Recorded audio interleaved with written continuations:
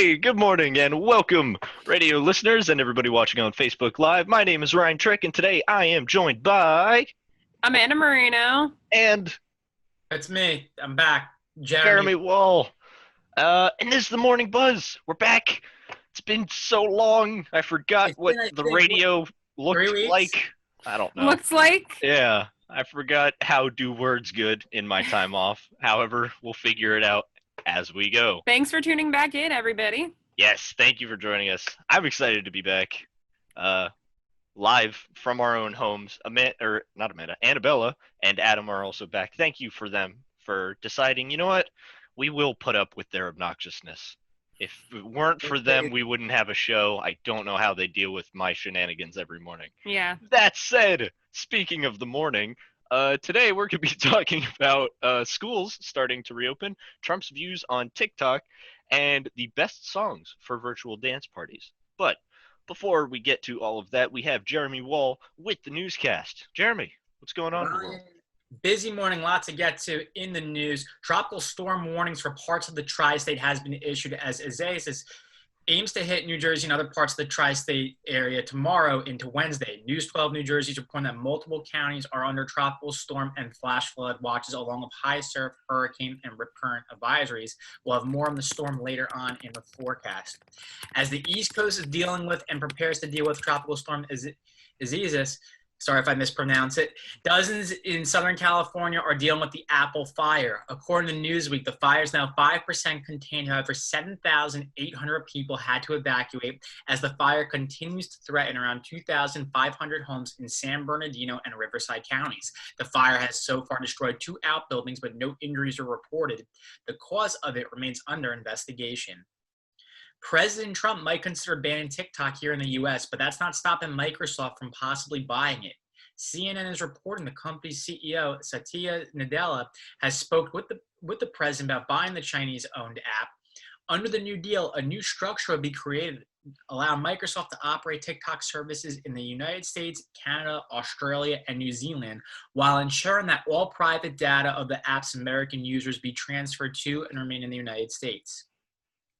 Tensions continue to emerge between the Caldwell and West Caldwell board over petitions to change their high school's mascot, but keep the name. According to NJ.com, each letter contains more than 3,000 signatures, as it's the latest New Jersey school district to consider at the national movement to change sports teams' Native American mascots. It's also not the first, as the district was pressured in 2005 by community members to stop using Native American-themed songs, cheers, and chants at sporting events. A decision has yet to be made. The list of professional athletes opting out of playing this season due to COVID-19 keeps on growing. Yahoo Sports is reporting Mets outfielder Yoenis Cespedes will not be playing this season as he approaches the end of his contract with the team. From baseball to football and New York to Philly, Eagles head coach Doug Peterson tested positive for the coronavirus yesterday. According to ABC's Philadelphia station WPBI-TV, Peterson, who is asymptomatic, has tested positive not once but twice. He will still continue to coach the team just virtually, while running back coach Deuce Staley will run the team's on-site operations. Let's get to the forecast. Beautiful day today with a mix of sun and clouds and highs in the low 90s. Tomorrow, Isaias, a rise of humid conditions, periods of heavy tropical downpours, and as mentioned earlier in the newscast, flash flood watches along with high surf, hurricane, and rip current advisories. Then Wednesday, the weather gets better with sunny skies and highs in the mid to high 80s.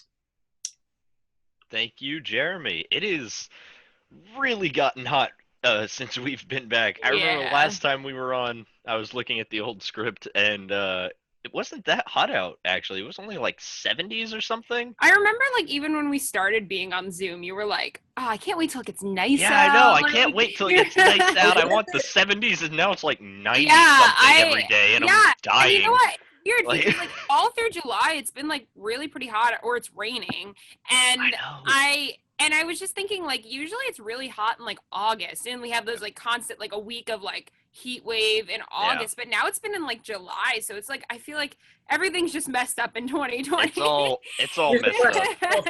I have a multi-million-dollar question. Would you rather deal with a heat wave or a polar vortex? Oh, a heat wave. Not even a question. I don't know.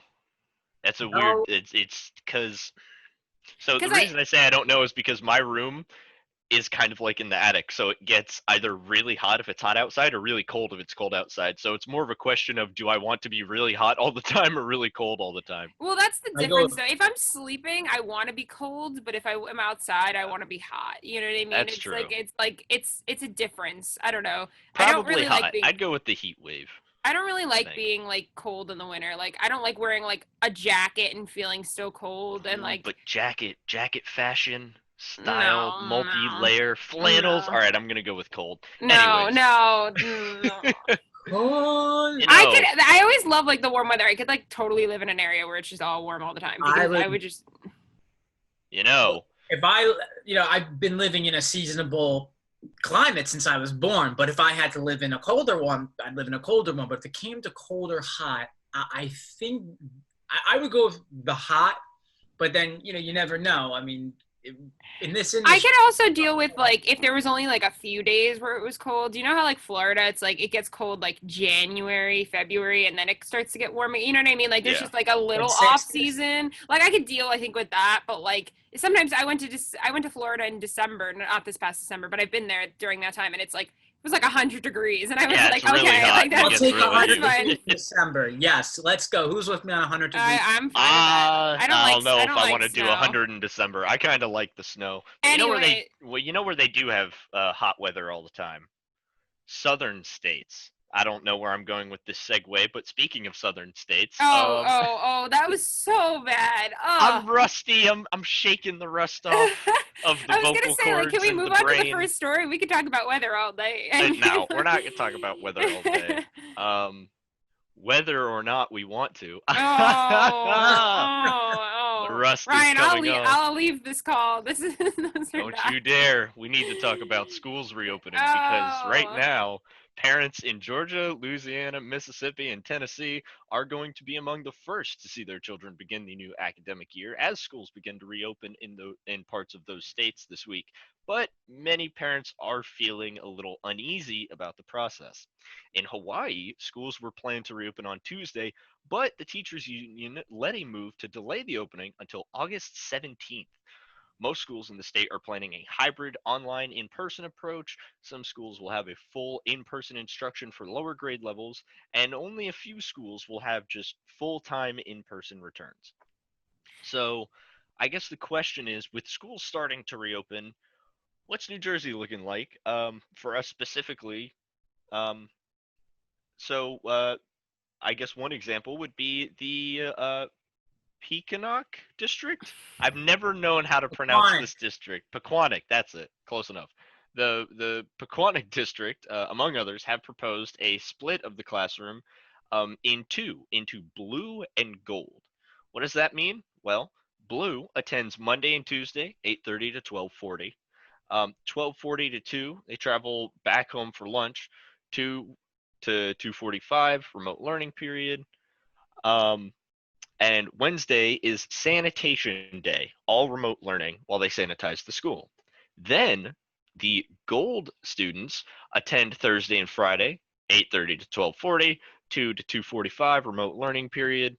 And again, the weekend is sanitization period, with Wednesday being the same. See, I think this is a good plan and I like it, but the thing that actually kind of bothers me is once I feel like you get home, you should be done for the day. If that makes any sense to me. Like I see they're trying to do a half day because you can't really have lunch at school because the cafeteria gets crowded and stuff like that. It's weird. But like I guess like to me, like is your kid, after working for probably like 4 hours, then coming home on a bus again or whatever, getting driven home and then like eating lunch, then has still 45 minutes left of school again? Like no one's gonna pay attention for that last 45 minutes. It's like I feel like that's weird. A waste because students in high school, and not even just high school but also middle school, they might not be used to, like in college we do that, where also, if we have an online class, we go to our classes during the day and then halfway through the day we have a break and go to online class. But also, when you're in high school, it's kind of harder. Sorry. No, go ahead. No, like I keep like cutting you off. I just was thinking too, like, I don't know, like, I don't know. It's difficult. I'm just weird. thinking about like more the parents, I guess, too, because all right, you send your kid to school 8:30 to 12:40, like that's like only a morning basically. Yeah. And you're not really, I don't know, like I don't feel like, I mean, I'm not a parent, so I don't know, but like I feel like that causes issues with, I have to leave from work, I have to go pick up my kid, and then I have to probably bring them to a daycare or a babysitter, and I can't have them have time to get on remote learning, and obviously like that stuff. Exactly. So we actually, speaking of parents, we have our resident radio mom, Annabella Poland, um, to kind of talk a little bit about that, about dealing with kids going back to school. Annabella, what's going Hello, on? good morning. Good morning, guys. So yeah, so I'm in that situation. My daughter's going into 5th grade in the very district that you just mentioned.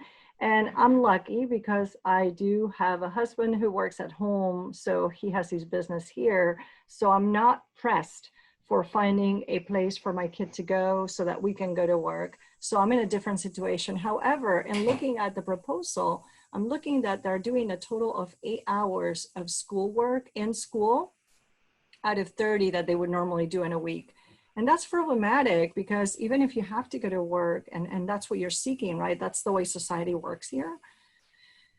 This is not accomplishing that because you have to be there at 12:40 to pick them up. You have to have someone at least be there and bring them back home. And then most of the week is still remote learning. So for me, if I was in a position where I have to decide whether my kid is going to go to school, for me, the only benefit of being in school, and this goes to me teaching at MSU too, will be that I get to see you in person and understand your ebbs and flows of learning. I don't think Zoom allows me to do that.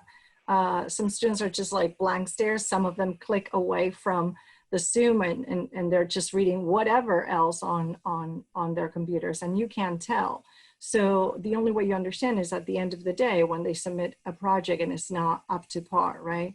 So that's the benefit of being in school, but 8 hours, I don't know that that's enough. And I don't know that that really helps the parents who actually are in a situation where both parents work outside the home. So I don't know that it's exactly what they're looking for. I do know that our district is having a Board of Ed meeting tonight at 7 to discuss with the community. And I know they're going to get some pushback because there's a lot of parents who actually work outside of the home, and what are they expected to do? Most of whom are teachers. So they have to be in the classroom those 4 days, right? And what happens to their kids when they're in the classroom? And then to be honest, after seeing what's going on with the camps out there, I'm not exactly excited about putting my kid in a situation where I don't get to group her with people I know are being safe and careful. They get grouped by, I guess, alphabetical order. And the last thing I will say is last week, Dr. Fauci met with our American Federation of Teachers Union, and he shared a lot of insights, some of it positive, but he did say, and he did not mean anything evil out of this, he just said there's no better way to explain it than the words I'm going to say, but I don't intend to come off in the wrong way. And he said, we do not have enough data on kids in school because we have not been in school since this whole thing started. So in a way, you're part of the experiment. And I'm sorry, but you know, my kid is not a guinea pig, and that's just how it feels for me. Now, wait, I have like 2 questions for you, Annabella. Mm-hmm. So the one question being, so on those, so like, let's say Angie is returning to school on Monday and Tuesday, and obviously they're sanitizing Wednesday. Does she still have remote learning on Thursday, Friday of any sort, or no? Yes, so the teams get split, and whoever's not in the classroom gets to do remote learning from home. So are they like kind of zooming into their class, like the other half of the classes almost? That has not been made clear, but I assume that that's the plan. We've learned a lot since, you know, we closed down in the spring. And so if she's going to be teaching to the kids in the classroom, they have to attend to the kids for remote learning. And I would expect that the remote learning that happens between 2 and 2:45 would also require them to be there synchronously, because I think that in the spring, there was a lot of asynchronous work that was happening and kids were falling behind. Not everyone, but some did. And so I think it's important. And it's also important for the teachers to be able to disconnect. So when you're doing asynchronous classes, you're going to get emails at all hours of the day, and you just kind of never leave work. And so it does look like they're going to go for this synchronous thing, and they're going to be connected all at the same time, which I think would help a lot of kids who are not doing well with learning by themselves. And and have you talked to other parents and like their concerns? Like, what are their thoughts? Are they happy with this plan? I have, and there's two groups of parents. The parents who actually need school to be open so that they can go on about their work and their own, needs to provide for the family. And their parents who are looking at this and seeing it as an opportunity, like, oh, it's such a short amount of time and it's such a small group that may work. And then there are parents who, like me, and I would say a great majority of the parents I talk to are in my position where they don't feel it is good enough because we're not having other details. There is no details. Oh, there's going to be a separator. And also, I'm trying to be like in the head of my kid who's 10 and trying to think like, if I'm in school and I'm on a desk by myself and I can't talk to my friends and I'm wearing a mask all day, is that sad? Because I will tell you, to me, that would make me sad. If I couldn't interact with my peers the way I would normally do it, it might just bring other feelings of sadness and isolation. And I don't know that that's good either. Yeah, well, that actually touches on the next question I was going to ask you. So I'm assuming you've been talking to Angie about school coming back, and how has she been feeling? Is she excited? Is she a little uneasy like yourself?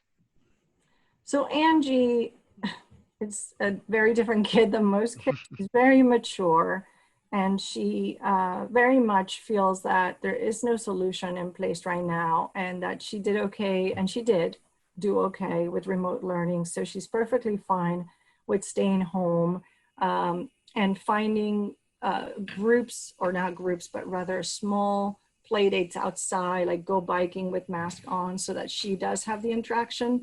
She feels better about that than she would feel if I would say, well, we're staying home and you see no one. You kind of need that interaction. It does affect mental health if they don't, but you have to find the people that you feel good with, because then you end up, potentially in trouble. And I think her biggest concern, and I'll tell you a quick story about Angie. She had a little bit of an accident in the pool where like the boogie board hit her eye. Mm-hmm. She was trying to surf and whatever, kids do their thing. And she was bleeding a bit. It wasn't bad, but we were not sure. You're just not sure. It's near the eye.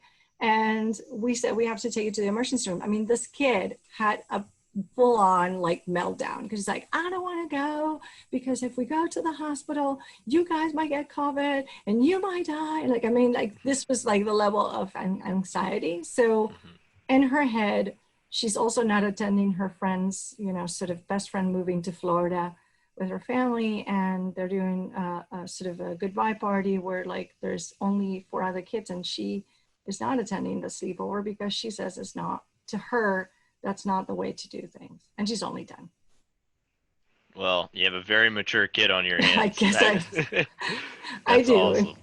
It's good and it's bad, right? Because she knows what's going on and she's very sort of involved in asking questions. So unfortunately, like now the news has shifted all around in our family. Our family in Argentina are dealing head on with this. There's a big outbreak in Argentina. My brother, who lives in the last piece of land of the country called Tierra del Fuego, or Land of Fire, and it's strange because it's the coldest place in the entire but it had to do with something that the natives did to keep the Spaniards away. But anyway, my brother's there and his hospital is, full capacity. There is a big outbreak. People sort of went on for 3 months without any kind of cases, and so they relaxed the measures, and then all of a sudden there is an outbreak. And so it's a little bit scary, it's just when it hits close home, I think really people start to pay closer attention too.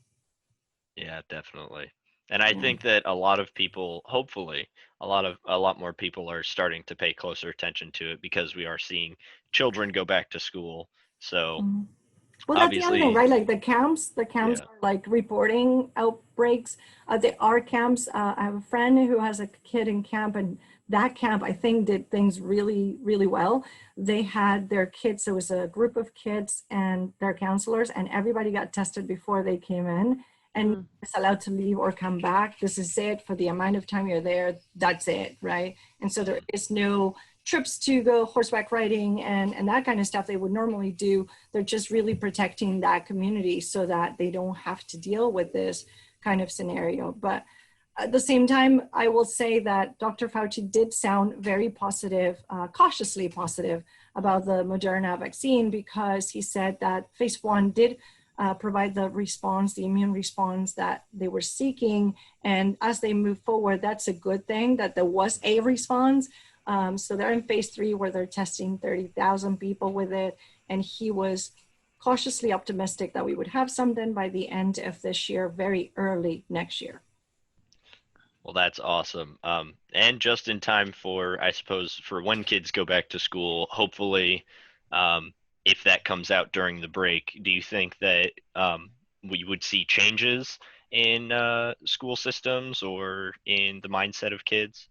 So that's the interesting part about this decision that parents have to make.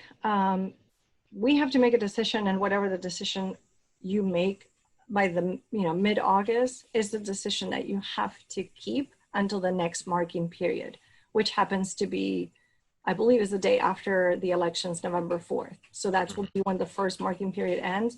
And then we can reassess and then decide what you're going to do with the next marking period.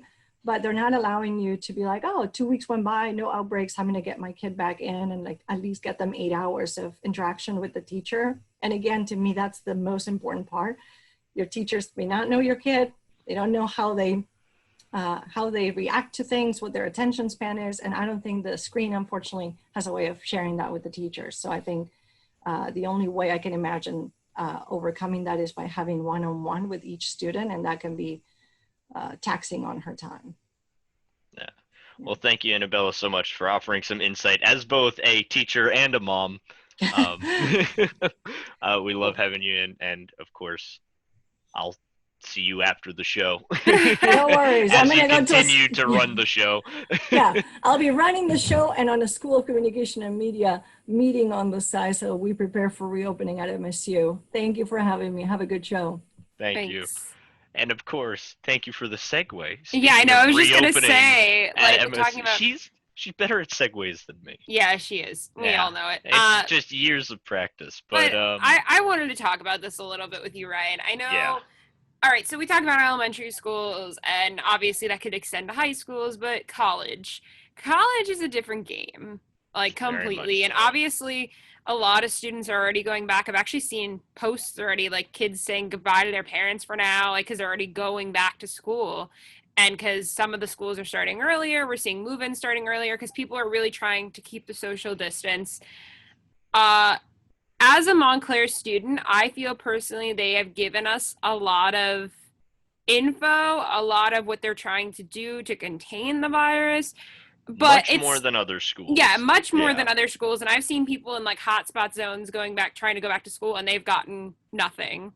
Yeah. And I feel like they have provided us a lot of information, have given us a lot of direction on what we're doing. But I also still just feel a little uneasy. I want to go back to school so bad because I'm like, it's my senior year. I'm excited. I'm ready because it's been like, I don't even know how many months now. And I'm ready to get back into a classroom. But also at the same time, I know personally I've been dealing with this a lot differently than a lot of other people. I've been really trying to stick to my home only when I only go out to go to work and to maybe do some other things, but I'm not like making it a constant agenda to be outside and be out there, especially when my family is very immunocompromised and I am constantly concerned about them.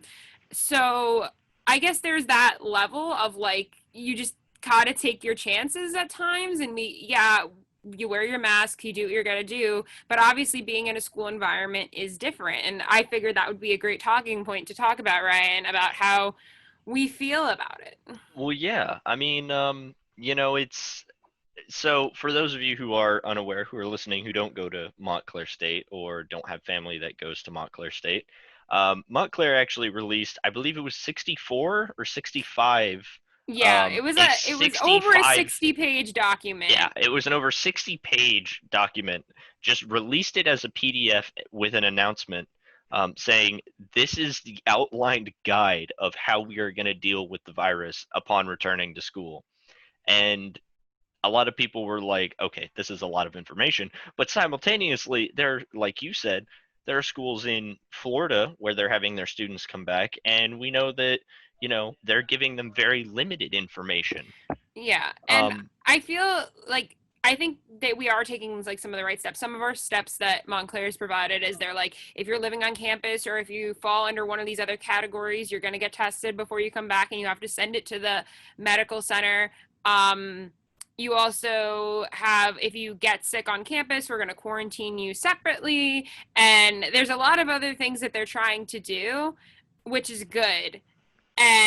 But obviously New Jersey has been in a better place than a lot of other states, but like opening a school is like a whole new game. And like, it's like, we don't know what it was like. We got shut down when like 2 days after a case basically hit New Jersey. So we don't really know. Meanwhile, we have, over the weekend, there was like 700 cases that were added. You know what I mean? So like, we really don't know where we are at, especially with people coming in from other states and everything. I actually got tested over the weekend. I'm going on a vacation next week, and we decided to get tested. I actually just found out my test results not that long ago, and I tested negative.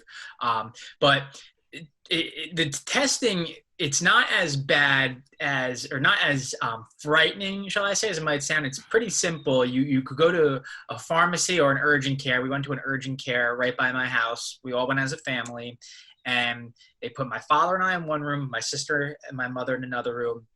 And they take almost like a large cotton tip. They put it up your nose, tickles your nostrils. I was like screaming. It's almost like going on a roller coaster. The flu shot or the flu test is similar. Yeah, it's not great. and the guy puts it up my nose. I'm like, and this, I mean, in this place they have MAs, what is it, NAs, all these different types of assistants, because it's not just full of doctors and nurses, it's full of the medical students who are trying to become the doctors and nurses. And the medical assistant comes and goes, "Are you okay, sir?" I'm like, "Oh yeah, I'm fine." He just put the thing up. Just doing the test, yeah. But it's something I would recommend everyone does. It's so relieving and it's so easy as well, and it's not even that long.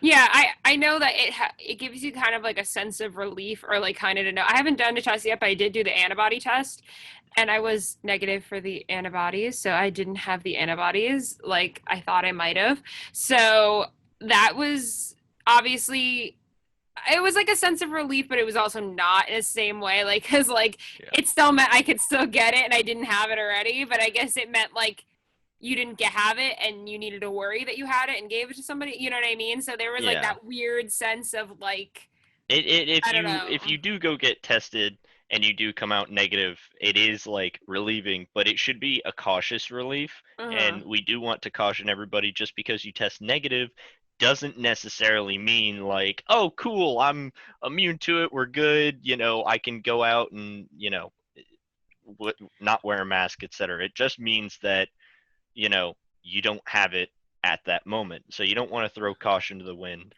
It might help relieve some stress, but again, cautious optimism is always a plus in these days.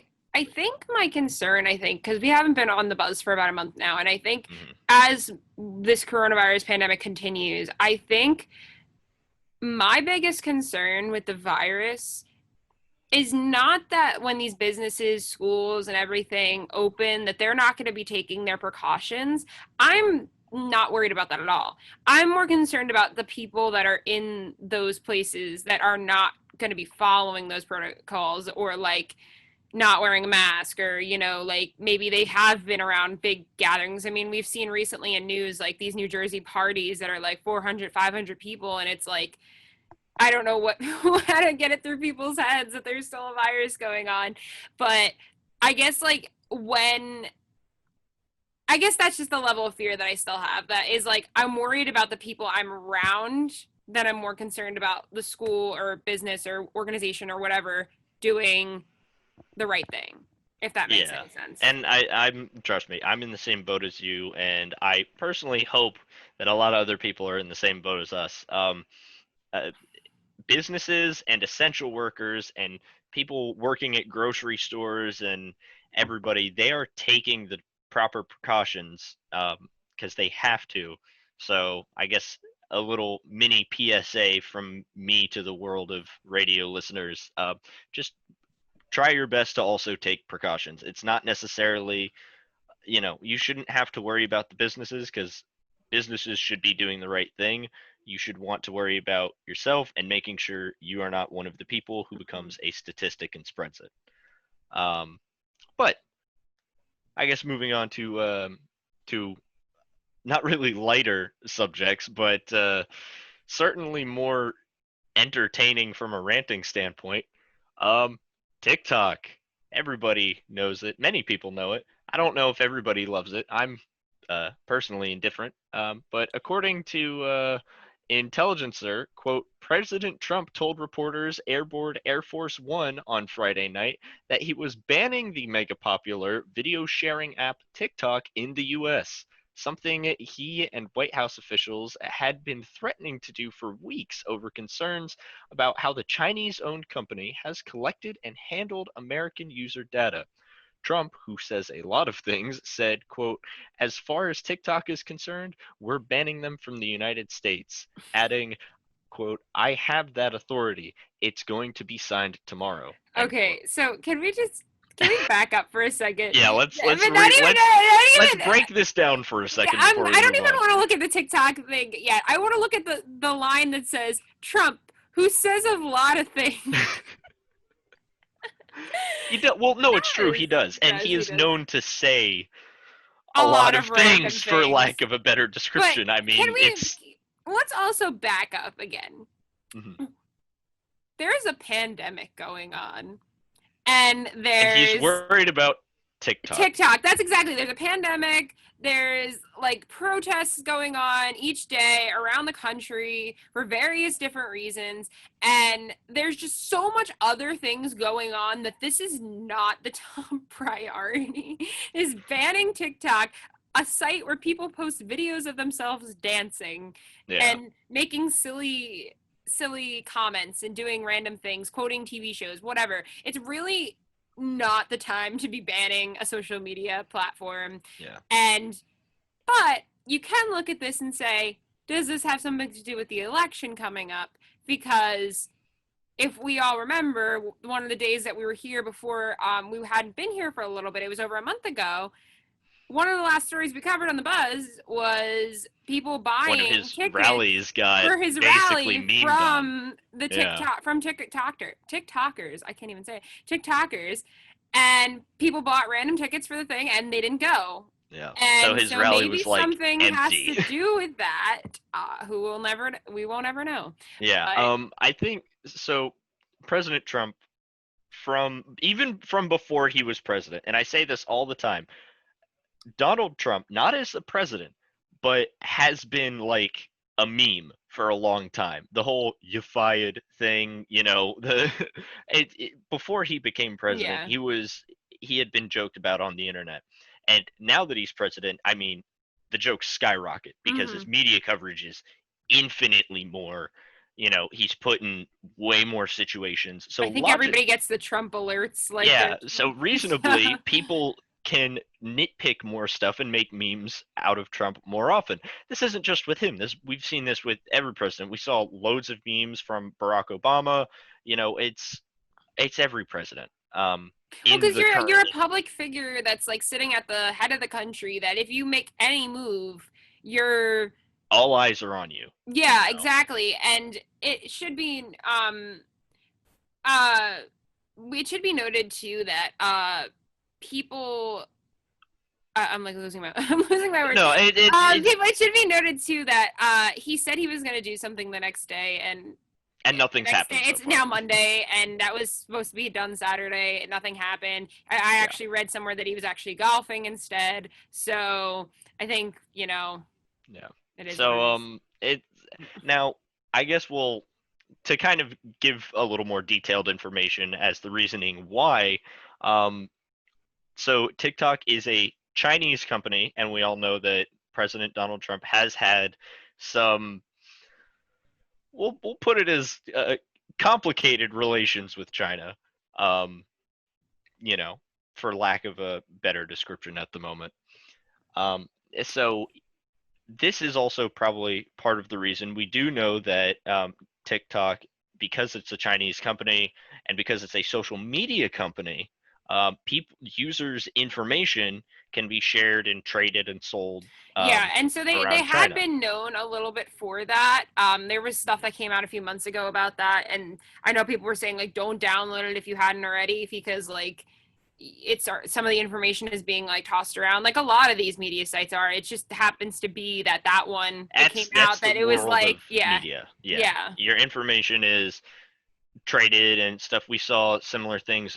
Facebook got into it oh a yeah. long time ago. They had a huge privacy. I Well, don't know if it's scandal or whatever you would when call you think it. about it, we every time you log onto a website or anything, you sign that like agreement that like yeah, they you tell agree to, you do agree to, but nobody reads that. Tell me, like, name me one person that actually sits there and reads the 10-page thing that says, so "Oh, we long. have security, privacy, whatever."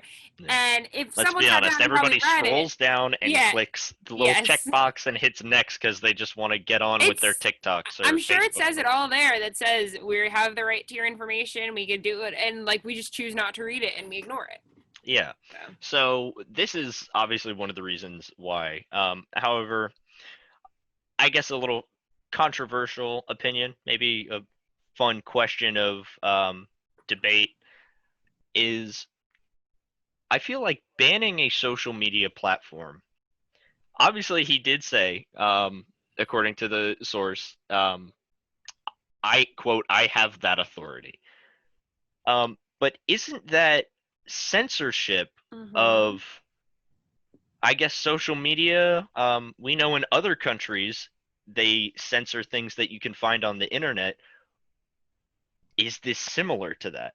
Yeah. Because the United States is very different from other countries. Personally, I feel like in the United States we kind of have a pride in knowing that we can have these kinds of discussions on air. Yes. Just us having this discussion on air is like a blessing, because in some countries, if we had this discussion on air, you would never see us on the buzz again. You know, and we're able to come back every week and talk about these things. But I think personally, kind of starting to censor a social media platform, if it doesn't pose like a threat and it's an optional use thing, why ban it? I think it's again trying to show how much power and like or how much power or like control he like might think he has. But again, that would be a whole other issue, is if we start banning things like that, because that's becoming a new level. It's like recently, you know, he just said he had the authority to change the election. It's like, you can't do that. Like that's why we have laws set in place, and that's why it has to go through a different levels of approval before things like that get changed. And so, like, it's not something that democracy. It's not like it just he could say something and they could change automatically, because that's not how that works. Jeremy, what are your thoughts on this? Are you a social media user, I guess, is like the starting question? Because personally, these opinions are coming for me from someone who isn't super active. Yeah, you don't really use social media. I try to. He tries not to. That's a good and bad thing. But what do you think? So I'm on social media. I'm on Facebook, Twitter, Instagram, Snapchat. Twitter, I use the least. Facebook, Snapchat, Instagram, I use the most. I like some more than others. TikTok, I have not made it on yet. Every social media site, I'm like, bring back Vine. Facebook. Bring back Vine. Throughout the years, it's not for me. I'm not going to get it. I don't care. And I end up getting it. So I can't say I would never be on TikTok. You never know, that moment could come 6 months from now where it's the new big site where everyone's active on. But I could say this about social media in general. I feel that I don't know how people act on TikTok. I don't know if other than the videos, I don't know if Microsoft buys it, how it will influence a change in the way people act on social media. I know they wanted to do things that make it safer and do things that, you know, what the US will have of it, New Zealand and some other countries will have, as mentioned in my newscast. But the thing with certain social media sites is I feel like people are different people on there compared to others. Like Instagram and Snapchat, I see a big time on. I think that people will judge you more on there, and they'll be just not real, not nice. They'll delete you on there instantly. Whereas Facebook, it's not like that. But my thing is, in general, with social media, I know, Ryan, you don't use it a lot. Amanda, you're active on there. I don't care how mad you are at somebody, how upset. Yeah. Don't bring it to social media and defriend them. And if you're gonna do that and they bring it up to you, be prepared to speak about it. It's petty. But I also have come to a level of like this, talking about like the pandemic and stuff with social media, and like, a lot of people are getting in fights more easily over political sides, and just a lot of different things. Or social media could be a really sad and dangerous and crazy place too at times. And I've half thought about, like, half the time, like, maybe deactivating it or just going off for a little bit just to kind of give myself a break. But the problem is I use it for so many other reasons than just to contact old friends, like some people might use it for. I use it for networking and use it for finding opportunities within my career. And I know that sounds really Twitter ridiculous. for keeping up to date on music. I know I follow loads of bands. That's how I keep up to date with album releases, concert tours. Exactly. And I know that sounds like crazy to like, you're like, oh, you're networking through there. And I'm like, yeah. And I found job opportunities and things through there.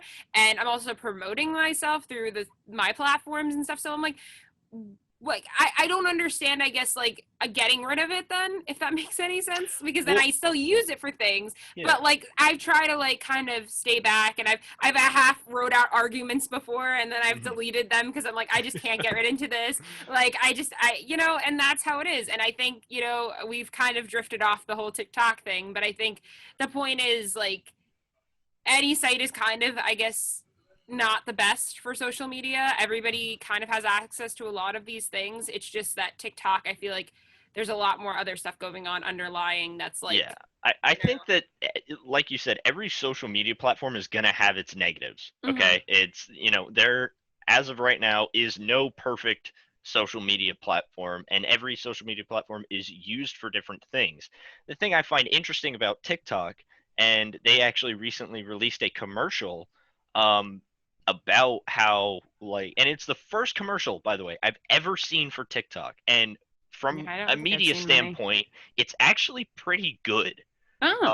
Where they kind of are marketing it as a video platform where, you have, like, every day, I always say, find something good in every day, and you have these you should find happy little moments in every day, and that's Ryan's positive corner. It's true, right? Welcome to Ryan's positive corner. But that's what TikTok is actually doing now, is they're kind of marketing that. It's like, find the good bits in little days, and you can find them on this app. Yeah, and I think that's the other, like, positive of looking at social media and things like TikTok. Like TikTok, like I've seen so many funny TikTok compilations and things like that, and like people are just having fun, and they're dancing, and they're doing like random things. You know what I mean? They're not like doing anything that's like, this is gonna go on my LinkedIn profile. You know what I mean? Like, they're just having fun, and especially during a pandemic where states are shutting down again and a lot of other things. Like, people just need to keep themselves occupied, and if they're not working, or they're working from home and they have more free time instantly, like, why not? Yeah.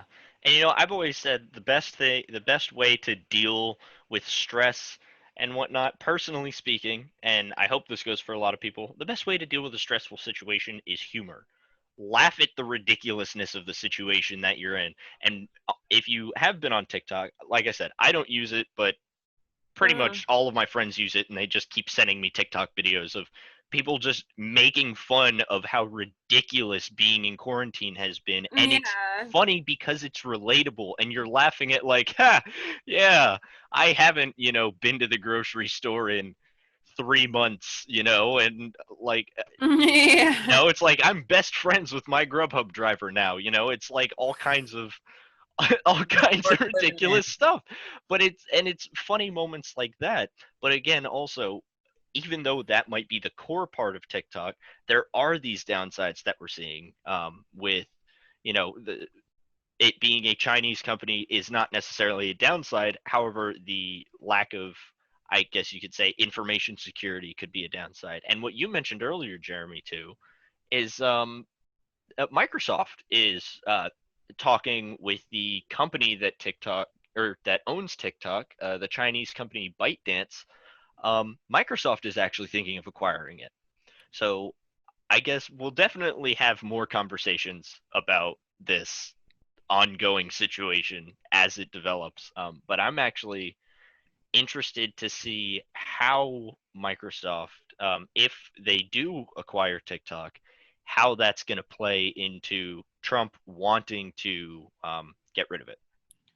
So Yeah, but anyways, more moving on on. that in the future. Yeah, we'll keep posted on that and see where we head with that.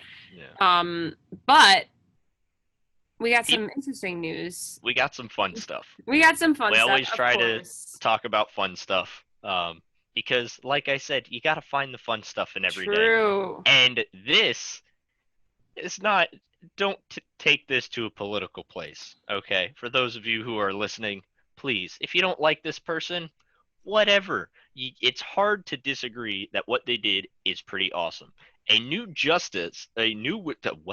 Wisconsin justice was sworn in during a marathon.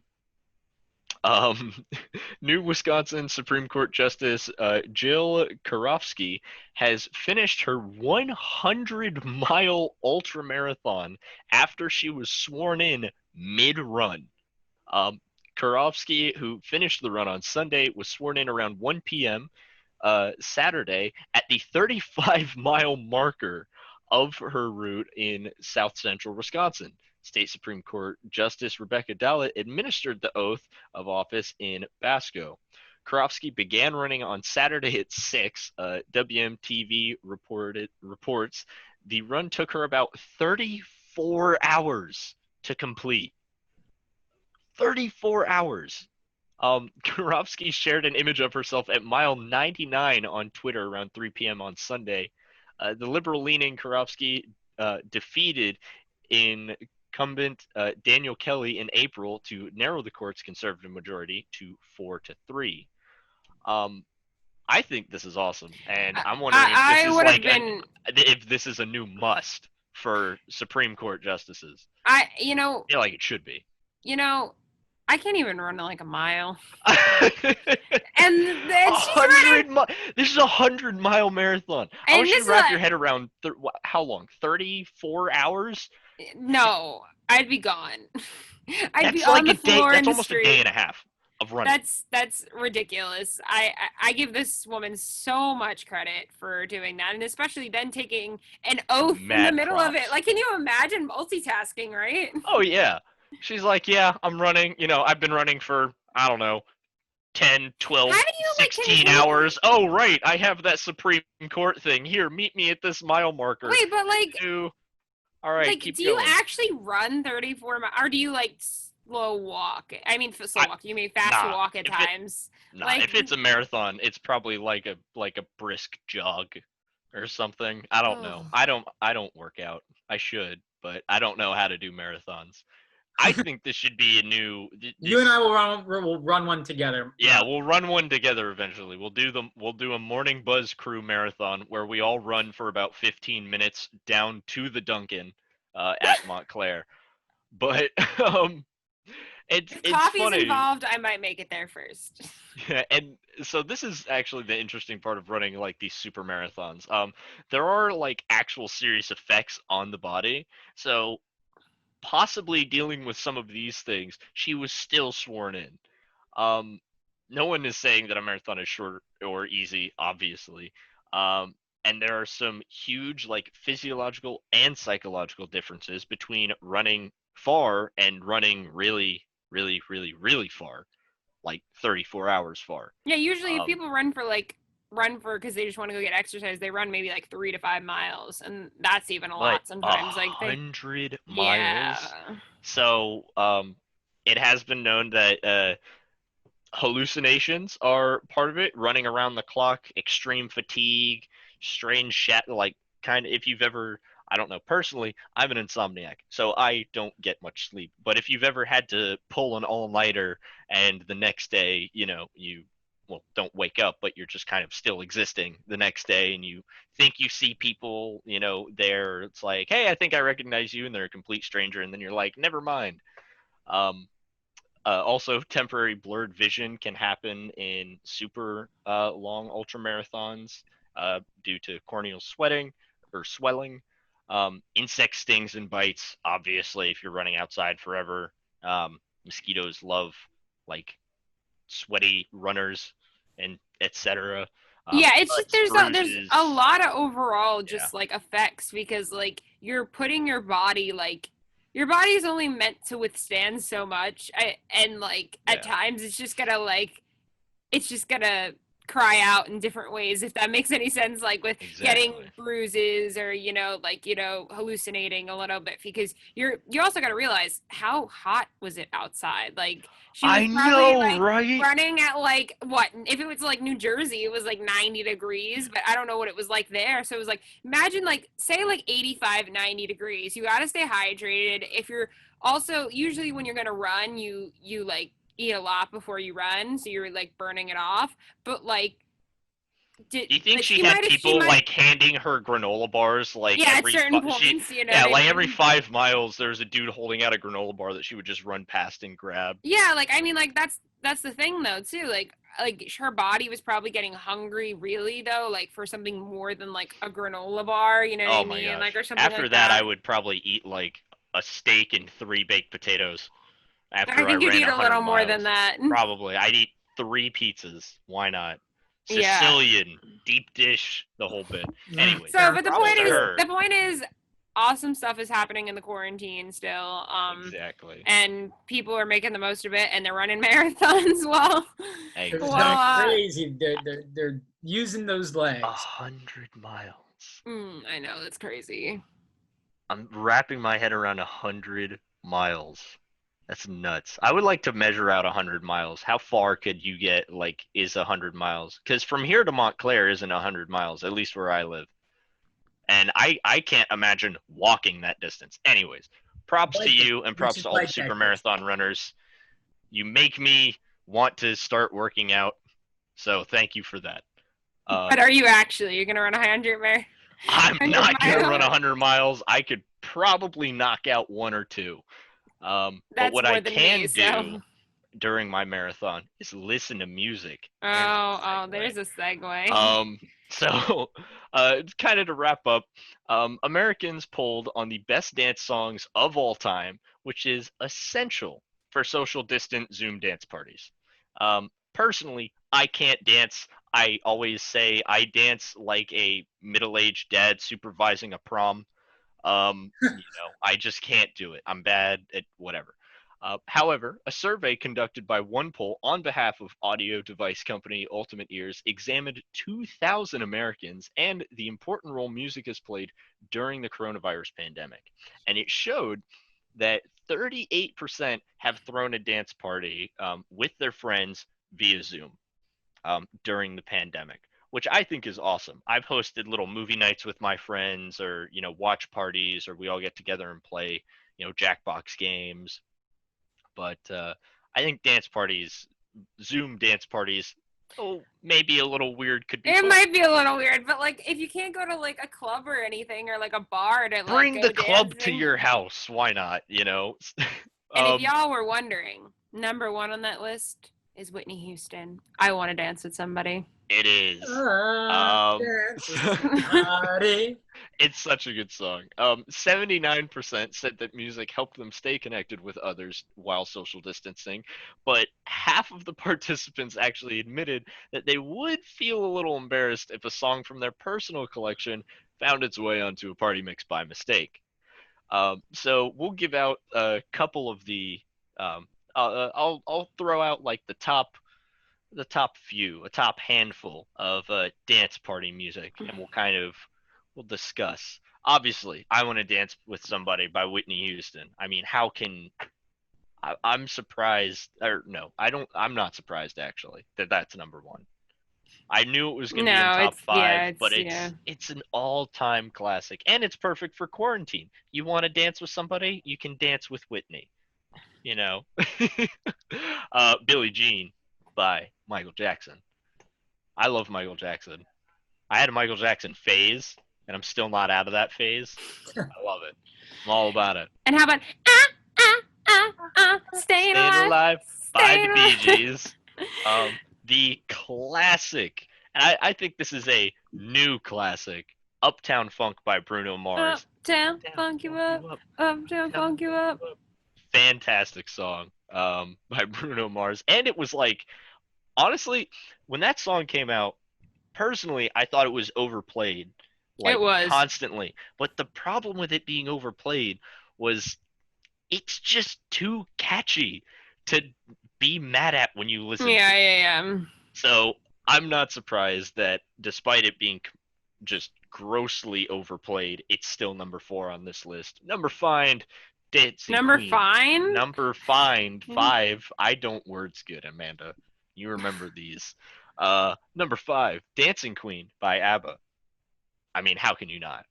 It's a dance mix. So these are songs for dance parties. Yeah, I think it's fun too because there's a lot of songs from like today, but then there's also a lot of songs from like there's the years classic ago. like dance music, yeah. And this isn't club music. This is just dancing. Like, you know, shameless singing and dancing in the shower while listening to a, you know, that kind of playlist. So anyways, what are y'all's? Let's each give a favorite song that you jam out to. No shame here on the Morning Buzz. Absolutely so I no shame. I have a really guilty pleasure song. I have a really random one that I absolutely love. Shoot. So we're gonna go for an oldie. Did you guys ever see the movie Flashdance? Yeah. I've not seen it. I have seen clips of it. Wasted. My favorite song from that movie is Maniac because it's used all the time. So I recall Maniac. Michael Sembello right there. But yeah, basically when I was little, I would always like have it on my like iPod Touch and I'd like blast it through my house and I'd just be like. It's fantastic. So like it was just a song that I'd heard once and I was like, I love this. And then I was just like, I went crazy. But yeah, that's definitely a song that I could totally jam out for in like any minute. Jeremy, give us a guilty pleasure song. You're putting me on the spot. I listen to like everything. Guilty pleasure. I really don't know. Growing up, it had to be Justin Bieber because he did it. Wow. But now, no way. I don't know who it would be now. It's a tough one. A real tough one. For me, it's Train. Soul Sister, all-time classic. Man, I've seen Train a few absolute times. legend. I've seen them like 3 or 4 times. Oh, man. Well, anyways. That's funny. Thank you for joining us on today's episode of The Morning Buzz. Try and spend your day dancing out to your guilty pleasure song. We're all still inside. Who cares if you blast it? Your neighbors probably love it too. But as I said, it's so glad to be back with you all. We missed being on air. I know Amanda and I had called each other like last week and we were like, we want to do The Morning Buzz. Yeah, we were like, we want to do it, but we're like, we're glad for a break too. So, but we're back. We are back. We are back. Please tune in tomorrow, 10 a.m. to 11 a.m. with Philippe, Tara, and Hallie, as they also are going to bring you the latest news, trending topics, and all the college student attitude stuff. As always, I've been Ryan Trick, joined by Amanda Marino and Jeremy Wall. You are listening to 90.3 WMSC, Upper Montclair, New Jersey. Thank you, Facebook, for joining us, and we will see you guys next time. Adam, play us out. Bye. Gonna dance. Dance like a dad at a prom. As you do. Do the little Ryan, the jig. See, Ryan has no problem dancing on air. I dance to the music in my head.